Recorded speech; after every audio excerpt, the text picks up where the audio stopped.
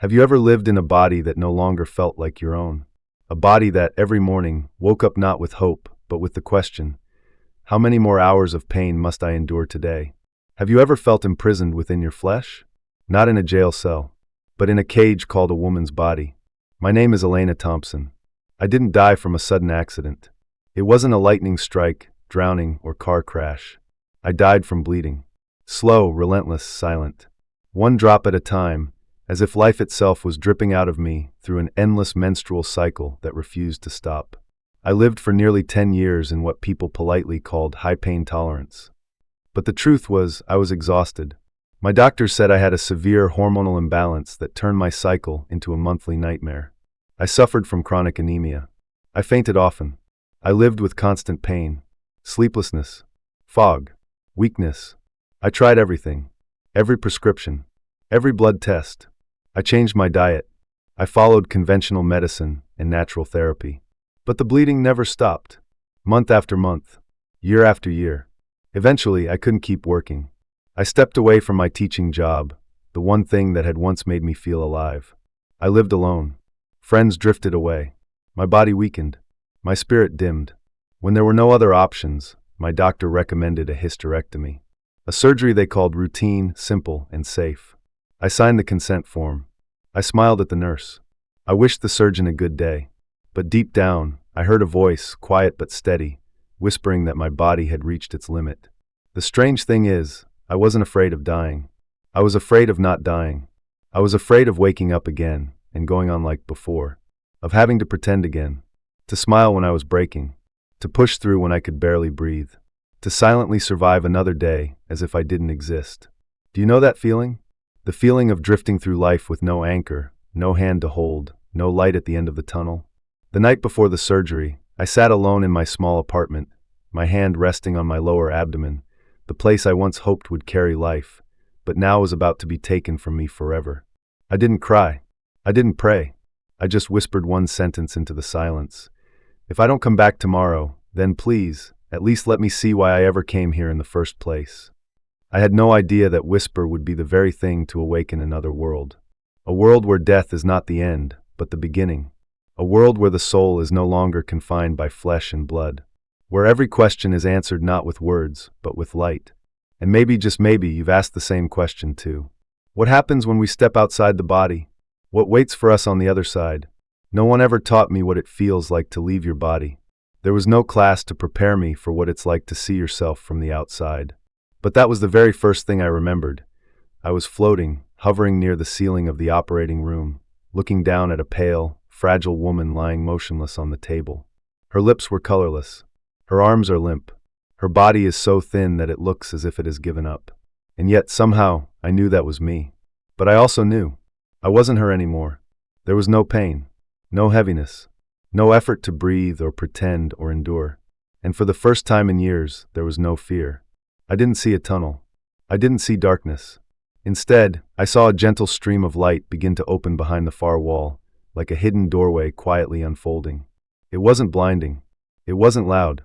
But something in that light called to me, the way a child runs without hesitation into their mother's arms. And I stepped through, not with legs, not with any part of a body. I had nobody. I didn't need one. I was pure awareness, the clearest awareness I had ever known. I remember thinking, is this it? Is this death? Then why does it feel like peace? But it wasn't just peace. It was returning. It felt like I had lost my entire life, and now, finally, I was home. I saw a realm that had no name, no fixed color, yet it shimmered with more radiance than any palette I'd ever shown my students. There was no sky, no ground. Everything was woven from a living, breathing fabric of energy that responded to my very presence. I didn't hear with my ears. I didn't see with my eyes. I felt everything through the vibration of my soul. There were no voices, but everything was communicated perfectly, lovingly. And then a presence appeared. It wasn't a person. It wasn't a ghost. It was a being of light, conscious, alive, warm, formless. Yet somehow, I knew it knew me, all of me, even the parts one had never dared say out loud. And the first message it gave me wasn't with words, but I felt it, as clearly as any truth I've ever known. You are not a mistake. You are never a burden. You are a soul learning how to remember who you are. I don't know how I cried when there were no more tears. But my entire being broke open into a kind of silent sobbing. It wasn't my body. It was my soul unraveling. No one had ever said those words to me before. My whole life, I had been told I was too sensitive, too fragile, too exhausted. But here, for the very first time, I saw that all of it was true, but not in the way I thought. It wasn't weakness. It was a kind of honesty that had never been allowed to bloom. And then something extraordinary began to happen. I started to remember things I'd never been taught in this life. I started to feel that I had been here before. Not once, but many, many times. And in that moment, a wave deep and overwhelming washed through my soul.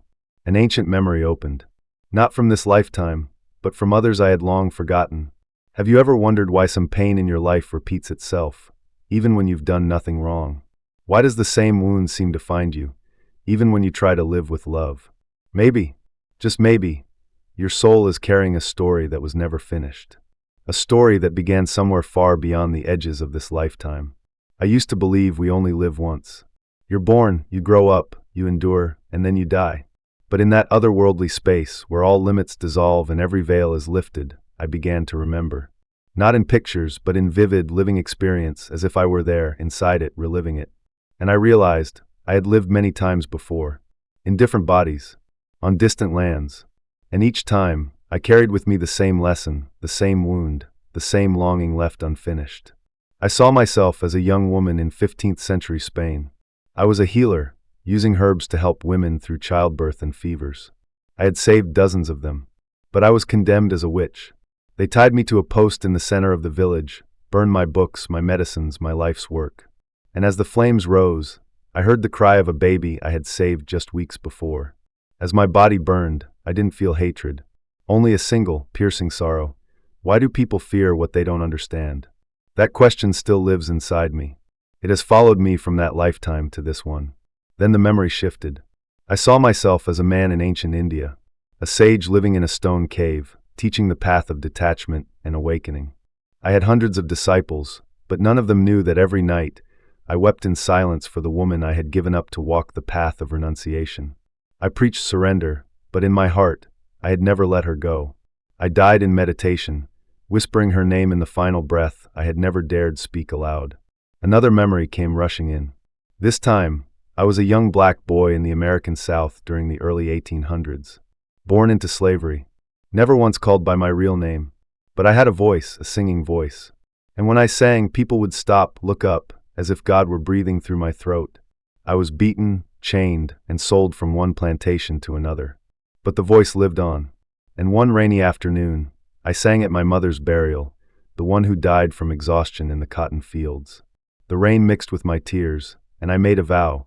If I ever had the chance to return, I would become a voice for those who had been forced into silence. I don't know how many lives I was shown. Maybe dozens, maybe hundreds. But what I do know for certain is this: not a single one was meaningless. Every lifetime carries a lesson, a voice that was silenced, a love that never had the chance to be whole, a purpose that never reached completion. And I realized something heartbreaking, too. Every time I returned to Earth, I came back with part of my memory veiled. And so I stumbled. I hurt. I searched. But maybe that's what makes the journey sacred. If you remembered everything, what would there be to learn? If you never forgot, how could you ever know the power of remembering?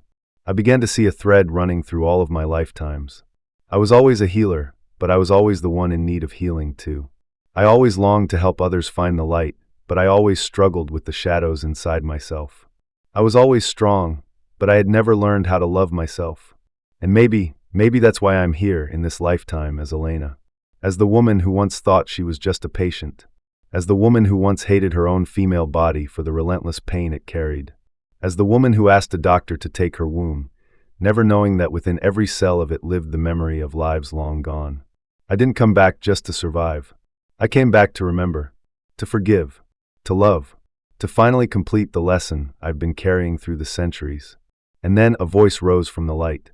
Not loud, not demanding, but strong enough to quiet every part of my soul. It asked, "What do you want to do next?"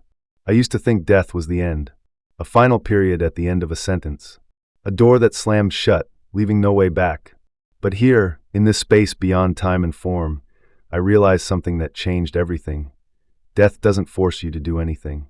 It offers you a gift, a question, a choice. What do you want to do next? The voice asked again. It didn't rush me. It didn't judge me. It felt like a breath from the universe itself, gentle, yet so deeply resonant that it made every part of my soul tremble. I looked around. There were no more lifetimes, no more visions, just me, my consciousness bare and honest, with no place left to hide. I understood that if I chose to stay, I would merge into this light forever. No more pain, no more separation. I would return to oneness, where the idea of me would dissolve into something infinite and whole. A part of me longed for that, to let go, to rest, to disappear. After so many years of fighting, that possibility felt as sweet as slipping into a dreamless sleep. But then, the light unfolded before me once more. This time, not to show me the past, but to reveal what could happen if I chose to return. Not a Puritan destiny, but crossroads. Possibilities. Doorways that would open with each small choice I might make after waking up.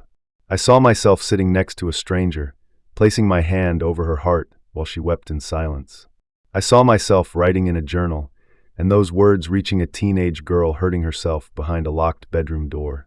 I saw myself standing in a classroom, not teaching from a textbook, but from the place where I had walked through death and returned. I didn't see glory.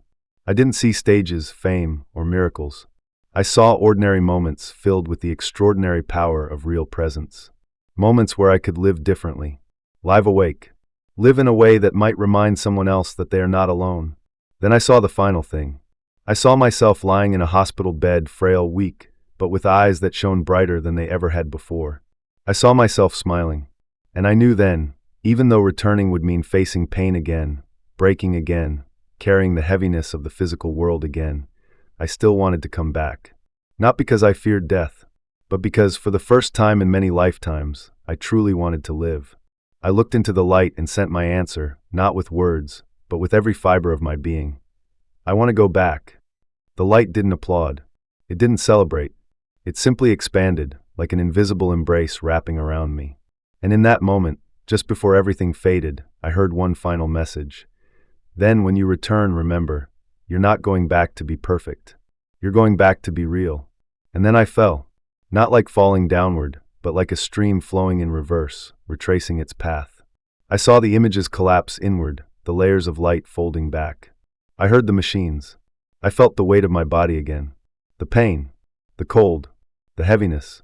But beneath it all was something I had never felt before, gratitude. And when I opened my eyes for the first time after the surgery, I didn't think. I survived. I thought, I've just been born again. I woke up with a strange feeling. Not the grogginess that follows anesthesia. Not fear. Not confusion. It was a silence so deep, it made my heart weep. My body was still heavy. The incision still ached. The four was still in my arm. But I knew something inside me had changed forever. Not outwardly. Internally. I was no longer the woman who had entered the operating room that morning. I was a survivor. A soul reborn. Someone who had just returned from the invisible world.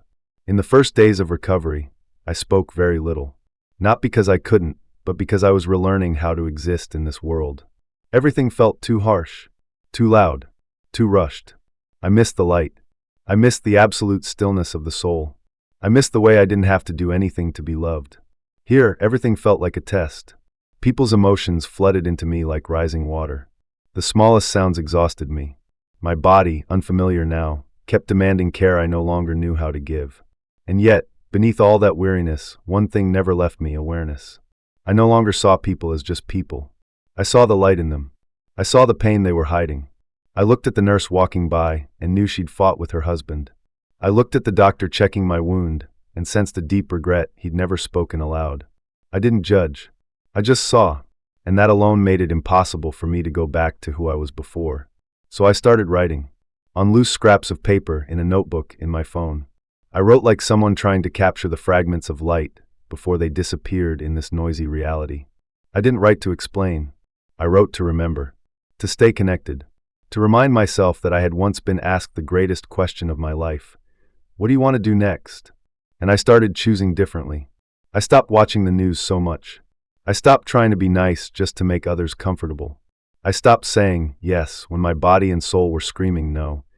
I stopped going to church out of tradition and began looking for the sacred in the present moment, in a beam of sunlight, a gust of wind, a genuine gaze.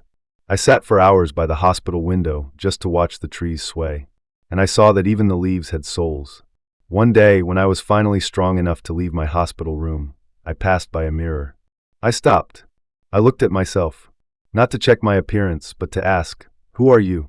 And what I saw wasn't Elena, the sick woman. Not the younger girl who once dreamed of things that never came to be. I saw all the souls that had ever lived through me. I saw the softness, the strength, the hunger to be loved, the fear of being left behind. And I looked into my own eyes that had once seen the other side and whispered, "I remember you." No one teaches you how to live after you've died. No one tells you that coming back is the hardest part, because you no longer live on autopilot. You live with awareness. Every small act, drinking water, touching someone's hand, walking down a street, comes with the quiet question, "Am I truly here?" And when you live with presence, you begin to notice things you used to overlook, the way a stranger smiles, the accidental brush of a shoulder that feels unexpectedly warm, the sound of birdsong arriving just as you were about to give up. Everything, even the smallest, most ordinary things, becomes miraculous. Not because they've changed, but because you have. And then I knew. I didn't come back to heal the world. I came back so I could stop running from myself. I no longer live the way I used to. Not because I tried to change, but because I simply can't live against my soul anymore. Once you've stood in that realm of light, where there's no time, no status, no script to perform, everything false in this world becomes painfully thin, almost laughable. I see the power games of society, the fear hiding behind displays of strength, the hollow, "I'm fine" spoken by souls quietly breaking apart. And I can't pretend anymore. After I was discharged, I returned to my old apartment. Everything was still there, the couch stained with ink, the photo of my mother and me on the shelf, the afternoon light slanting through the tiny window. But I was no longer the woman who had walked out of that room before surgery. That woman had lived in fear, in quiet resignation, in silence. But now I live in remembrance of being a soul inside a body, of having chosen to come back. And that changes the way I show up for everything. I began caring about what once seemed small. I listened to people without preparing a clever response. I placed a hand on my heart each morning and asked, "What do you need today?" I stopped chasing goals. I started living with intention, cooking meals as an act of gratitude to my body, calling a friend like I was reconnecting a thread between our souls, writing each word as if light itself was moving through my hand. And then something unexpected began to happen. I started attracting others who were also remembering. None of them had experienced a near-death event like I had. But there was something in their eyes that mirrored my own, a soft awakening, a quiet sorrow, an unspoken question. And as we sat together in silence, in tears, in awkward smiles, I realized I didn't return just to live for myself. I came back to walk alongside others. One afternoon, while walking around the lake near my home, I saw a boy sitting alone, knees pulled to his chest, his eyes distant and hollow. I didn't know why, but I felt drawn to him. I walked over, sat down beside him, and said nothing. I just sat, and then quietly he began to cry. I didn't need to ask what had happened, because some pain doesn't need to be explained. It just needs someone to be there, someone real. Later, his mother told me it was the first time he'd opened up since his father passed. But I didn't feel like I'd done anything extraordinary. I had simply been present. And maybe that's the greatest gift we can ever offer one another. I'm not a saint. I still get it wrong. I still get tired. I still question myself. I still have days when giving up feels easier than continuing. But there is one thing that has never left me. I remember the light. I remember the one who told me, "You were never a burden." And I carry that truth in every hug I give, every look I share, every moment I choose to forgive. So now when someone asks me, what is real? I don't point to the sky. I don't quote scripture. I simply look into their eyes and say, real is when you don't have to prove anything to deserve love. And if you're reading this, if something inside you stirs a soft echo rising from someplace deep within, maybe you too have known that light. Maybe you didn't have to die to see it. Maybe all it takes is stopping for a moment, listening, and asking, am I fully here? Because sometimes, just one moment of complete presence is all it takes for your soul to begin remembering. And if you've ever had a moment like that where something cracked open, where the old life began to fade and a deeper truth emerged, I invite you to share your story. It doesn't need to be perfect. It doesn't need to be logical. It just needs to be real. Because maybe the light in you is exactly what someone else out there has been waiting for.